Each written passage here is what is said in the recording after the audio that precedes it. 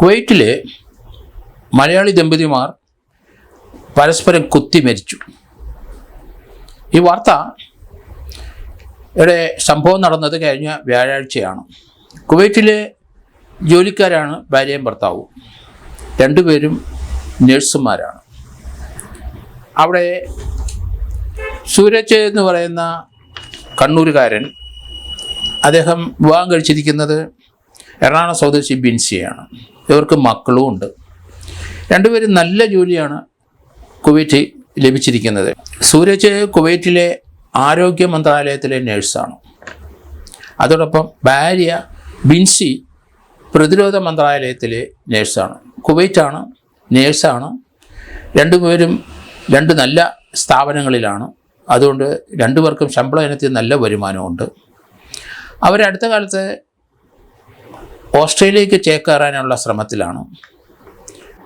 അതുകൊണ്ട് മക്കളെ ഇപ്പോൾ നാട്ടിലേക്ക് അയച്ചു. ഇവർ തനിച്ചാണ് അവിടെ താമസിക്കുന്നത്. ഇപ്പോൾ ഓസ്ട്രേലിയക്ക് പോകുന്നതിൻ്റെ പ്രാരംഭമായ നടപടികളെല്ലാം പൂർത്തിയായിട്ടുണ്ടെന്നാണ് മനസ്സിലാകുന്നത്. കഴിഞ്ഞ വ്യാഴാഴ്ച രാവിലെയാണ് ഇവരുടെ വസതിയിൽ ഇവർ കുത്തേറ്റ് മരിച്ചു കിടക്കുന്നത് കാണപ്പെട്ടത്.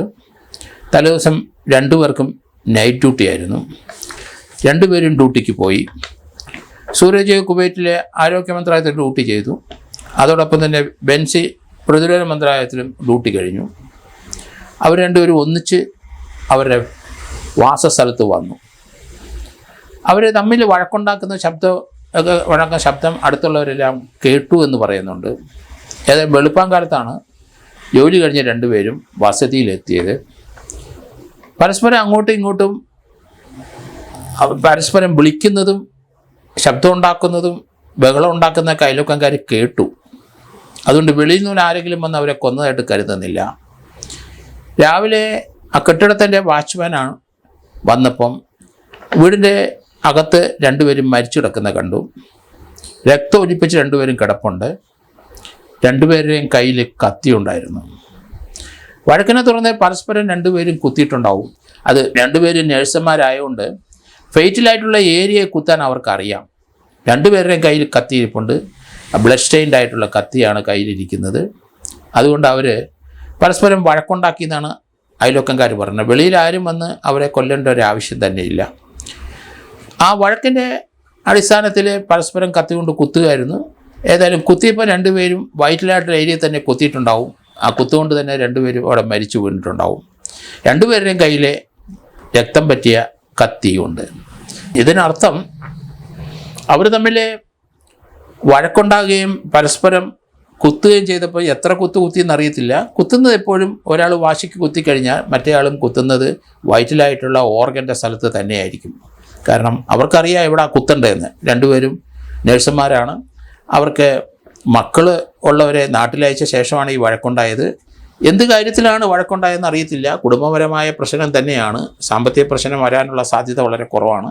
കാരണം രണ്ടുപേർക്ക് നല്ല ശമ്പളമുള്ളവരാണ്. എന്തായാലും കുട്ടികൾ സ്ഥലത്തില്ല. കുട്ടികൾ രണ്ടുപേരുണ്ട്. അവരിപ്പോൾ അനാഥരായെന്നാണ് മനസ്സിലാകുന്നത്. കാരണം നാട്ടിൽ അവർ പേരൻസിൻ്റെ അടുത്ത് വിട്ടെങ്കിലും ആ കുട്ടികളെ സംരക്ഷിക്കാൻ ഇനി അവരുടെ മാതാപിതാക്കൾ മാത്രമേ ഉണ്ടാവുകയുള്ളൂ. ഏതായാലും നല്ല ജോലിയും നഴ്സിങ്ങും ഒക്കെ കുവൈറ്റിൽ നല്ല ശമ്പളം കിട്ടുന്നവർ എന്തുകൊണ്ടാണ് ഓസ്ട്രേലിയയിൽ പോകുന്നതെന്ന് അറിയില്ല. ഓസ്ട്രേലിയ ഇതിനെക്കാട്ടിലും ബെറ്റർ ആയിട്ടുള്ള ശമ്പളം കിട്ടുമെന്ന് എനിക്ക് തോന്നുന്നില്ല. പക്ഷേ അവിടെ സിറ്റിസൺ ആകാനുള്ള സാധ്യത വളരെ കൂടുതലാണ്. അവിടെ രണ്ടുപേർക്കും ഇത്തരം സർവീസ് ഉള്ളതുകൊണ്ട് നല്ല ഹോസ്പിറ്റലിൽ ജോലി കിട്ടുകയും ചെയ്യും. അവിടെ തന്നെ അവർക്ക് സിറ്റിസൺ ആകാം. അവിടെ തന്നെ സ്ഥലവും കെട്ടിടവും വാങ്ങിക്കാം. അവിടെ സ്ഥിരതാമസമാക്കാം എന്ന് കരുതിയിട്ടുണ്ടാവും. പക്ഷേ ഭാര്യ ഭർത്താക്കന്മാർ തമ്മിൽ ഇത്രയും കഠിനമായ പരിക്കേൽപ്പിച്ച് സ്വയം മരിക്കാനുള്ള ഒരു സാധ്യതയ്ക്കുള്ള കാരണം എന്താണെന്ന് പലർക്കും മനസ്സിലാകുന്നില്ല. അതിനി വരും എന്നാണ് കരുതുന്നത്. എന്തായാലും കേരളത്തിൽ നമ്മൾ വയലൻസ് മുഴുവൻ കാണുന്നുള്ളൂ. ഇതേ മലയാളികൾ വിദേശത്ത് നിന്നാലും വയലൻസ് പരസ്പരം അവർ കുത്തുന്നതൊക്കെ വയലൻസിൻ്റെ പുറത്ത് തന്നെയാണ്. മലയാളികൾക്ക് പൊതുവേ, അത് വിദേശത്തായാലും ഇവിടെ ആയാലും ശരി, പൊതുവായ കാതലായ ഏതോ ഒരു പ്രശ്നം തന്നെ അവരുടെ സ്വഭാവത്തിലും ജീവിത രീതിയിലും ഉണ്ടായി കഴിഞ്ഞിരിക്കുന്നു, മാറ്റം സംഭവിച്ചിരിക്കുന്നു എന്നുള്ളതാണ് ഇതിൽ നിന്ന് മനസ്സിലാകുന്നത്. പരസ്പരം ക്ഷമിക്കാനുള്ള ഒരു കരുത്തും ഇവർക്കാർക്കും ഇല്ല.